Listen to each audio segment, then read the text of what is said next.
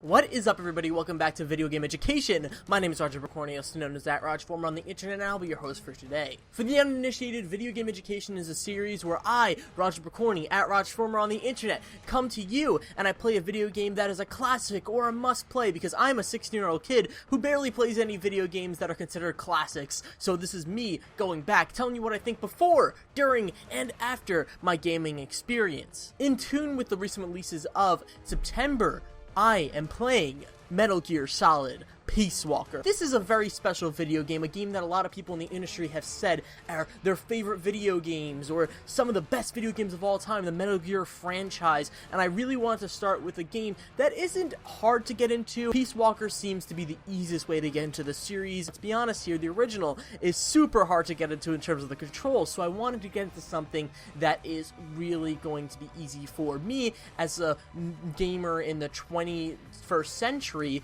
to be able to understand. Peace Walker is considered by many to be their favorite video game of all time. I mean, Greg Miller talks about it all the time, so I wanted to give it a shot and really see what it is and how it plays, and if Metal Gear Solid is a series for me, specifically because I love stealth games. Splinter Cell is my favorite franchise of all time, next to the Arkham franchise, right? Like, these are some of the games that really make me me, and I love stealth, so I want to be able to talk about a franchise that is the biggest stealth franchise of all time. In terms of predictions, I feel like Metal Gear Solid Peace Walker is going to be a really weird experience gameplay-wise.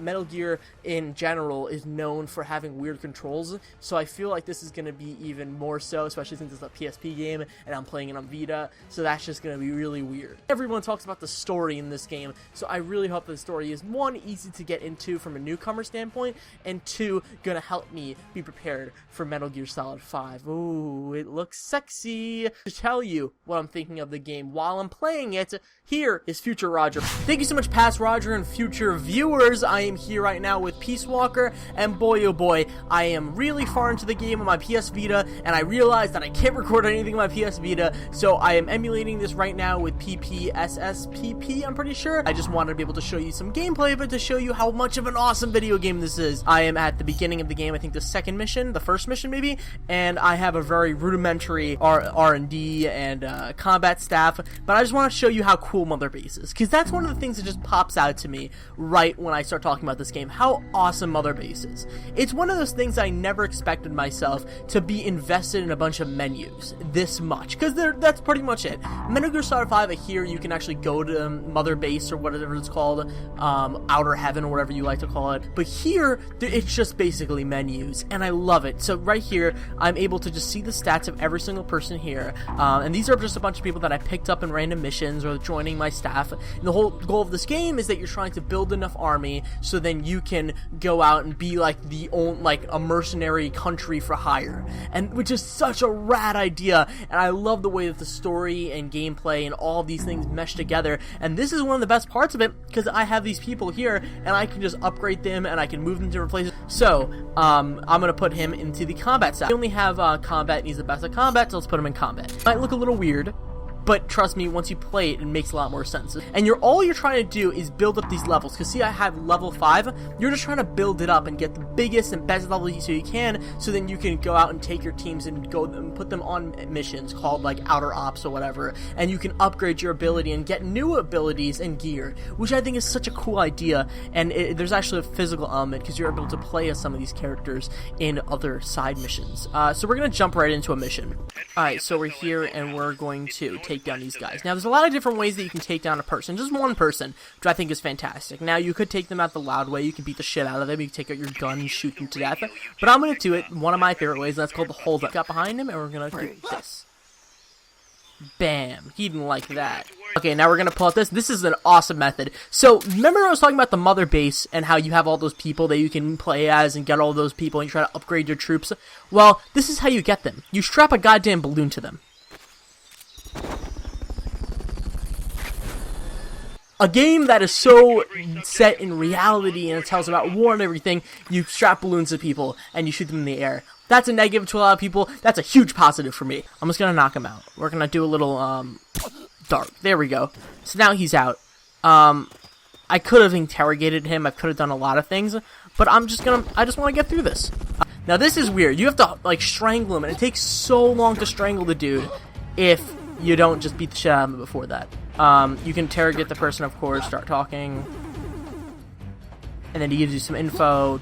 Not really sure where the info goes, but yeah, we take out this guy, and now we're good. I think that was a pretty good look at Peace Walker. As I said, I'm almost done with the game, so I'm going to go finish up Peace Walker, and I'm going to shoot it over to you, Future Roger. Tell me what you thought about it. Thank you so much, Past Roger, and I am here after finishing Metal Gear Solid Peace Walker on my PlayStation Vita to tell you how much I goddamn love this game. This was one of the longer games that I had to play for this video game series, and I am so glad I did. Metal Gear Solid Peace Walker has introduced me to an enormous amount of content from Hideo Kojima and Konami. I just bought MGS5. I'm very happy with that. Metal Gear Solid Peace Walker is definitely the intro for me to the Metal Gear series, and I'm very grateful for that because this series is bonkers, and it's at the same time probably some of the best stealth games I've ever played in my life. So the thing about Peace Walker that I absolutely adored was how easy it was to understand the story. I was playing this game tearing up, and I was like, wait a minute, I didn't even play MGS3, but I still had this emotional reaction because the cutscenes are so beautiful, the characters are so great, and David Hayter is amazing, and so are all the voice actors. I mean, Tara Strong's amazing as Paz, and so many other people. Percent plays Chico,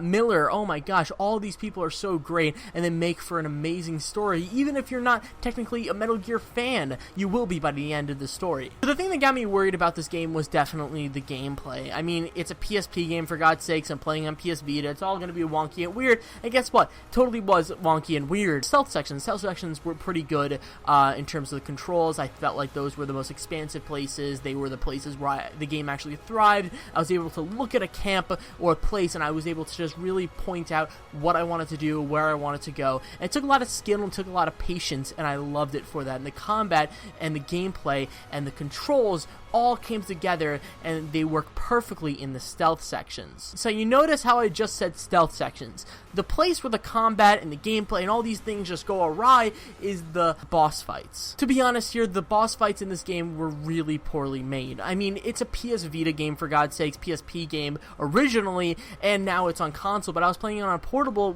the way it's meant to be played, and it's so hard to get into the boss fights. This is not what the game should have been. The gameplay should have consisted of purely stealth, because the stealth is so expansive. There are so many things you could do, so many upgrades to get, to the point where if you just put stealth through the entire game without one boss fight, I would have been totally satisfied and actually probably liked the game a lot more. I have no problem with boss fights. The boss fights actually do help with a game's longevity. They spice up some gameplay here and there, but when you're playing on a mobile device or console that has one thumbstick naturally and has really wonky controls, and you're supposed to shoot a rocket launcher when before you're just shooting darts at people's heads really slowly. Yeah, there's really a lot of tone issues there, and that was the main problem with the game. In terms of the graphics of the game, the graphics are amazing for a PSP game. Just think about it. This is a PSP game, and it's a full-fledged Metal Gear Solid video game on the go.